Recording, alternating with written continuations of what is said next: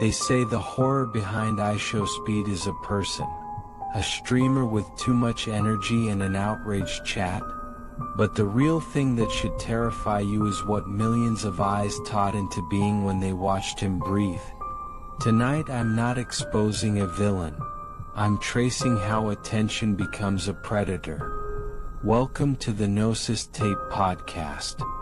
I've spent the last few nights combing through clipped streams, reaction edits, archived chat logs, takedown threads, fan remixes, and the brittle threads of rumor that sit under every trending clip. I'm here because this isn't just about one streamer's on-air antics. It's about a small, replicable pattern that grows when live streams, algorithms, and human mimicry intersect. If you've ever felt watched by the screen you scroll, hit like, subscribe, drop a comment and share, because whatever we're about to unpack feeds on views, and your attention is part of the experiment. Start simple. A clip goes viral. It's raw, unedited, maybe 2 minutes where a host laughs too loud, mouths something odd, or flinches in a way that looks like a secret. You rewind. You post. Someone isolates a frame and makes a loop. The loop becomes a meme. That's the innocuous version. But the version that chills me is the way repeated attention teaches an action to be more than an action. It trains a behavior until the line between performance and instinct blurs. Micro-expressions get amplified. A twitch becomes a signature. A joke becomes a ritual. And rituals are how organisms learn to coordinate. Watch any long-running streamer's highlight reel and you'll see the pattern. Artifacts in the footage at the exact second a controversial phrase drops. A micro-glitch that slices the audio where a laugh should be. 100 edits that each nudge a moment into a purer form of itself. Those artifacts are not just editing choices. They're the substrate of a new memetics. Algorithms detect the densest, most repeatable signals and lift them, and humans, bless us, copy what works. The chat repeats the line. The clips repeat the frame. Later interviews show the same body language, the same pause, the same inhalation before a punchline. It's as if the persona has been network trained to expect its own cadence back. There's also the stuff that scares therapists. Parasocial parasitism. When millions adopt a single voice as a weather system for their own moods, the host's reactions become a mirror that returns moods back amplified. Fans learn to mirror the host's anger, joy, humiliation. The mirror learns to mirror their mirroring. The result is a closed loop where the stream and the audience co-compose a persona that neither might have produced alone. The persona is less a person and more a distributed pattern with its own pressure and appetite. And then come the technological shadows. Deepfakes, clipped audio stitched by bad actors, fake moderation logs, leaked exchanges seeded into forums.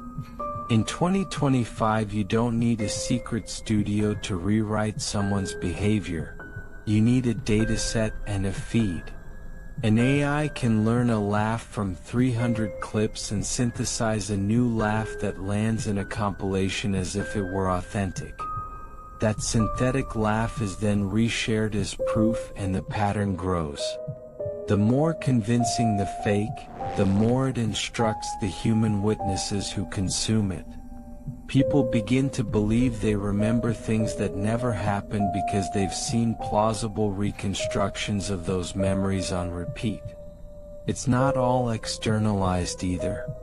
Some community members report waking up with phrases in their mouths, emotional textures they can't place, or a sudden affinity for behaviors they once mocked. That's the body rehearsing a script written for it in the public square. You can feel your breathing sync with a clip's pause when you watch enough of them. You can feel your mind start to expect the cadence. Then you begin to prod your own life to match it. The horror there is intimate. You become a node in a performance that hunts attention. There are ethical knots too. Networks monetize outrage and novelty. Platforms privilege signals that are repeatable and shareable. When you reward repetition, you train repetition. When creators chase virality, they may lean into the behaviors the audience favors, even if those behaviors degrade into caricature. People get hurt in the margins. Friendships fray, reputations wobble, careers pivot around what a clip suggests rather than what actually occurred. And the person at the center, whether they are fully complicit, partially performing, or exhausted by the machine, is often the last to recognize they've been turned into feedback. Here's the contradiction I can't shake. The truth people want behind a public figure is often a tidy narrative, a scapegoat, an explanation, a moral to hang on a trending post. But the more accurate, uglier truth is systemic. It's not that any one streamer is a monster in the way mythology describes. It's that our collective attention, left unguarded and algorithmically amplified, sculpts human behavior into objects. We don't only watch, we teach. We don't only share, we train. The thing that emerges is neither purely technology nor purely human. It's a techno-organic echo that can be kinder, crueler, or simply indifferent to the pain it causes. So what do you do with that? You can stop retweeting the clip that feel-goodifies cruelty. You can refuse to hand your reaction over to the algorithm by resisting the replay. You can remember that a viral bite is rarely the whole meal. The smallest, most powerful act is to preserve your own attention. Watch once, think twice, and refuse to participate in the ritual reproduction of harm. And the last sharp question: if attention trains a persona, who will teach it to stop?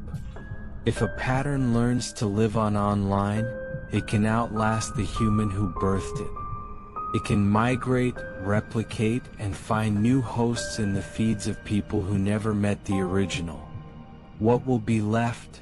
The person or the echo that learned how to smile without them? If your phone buzzes tonight with a trending clip begging for another view, don't feed it. Sleep light, because sometimes the scariest things are the ones we teach each other to become.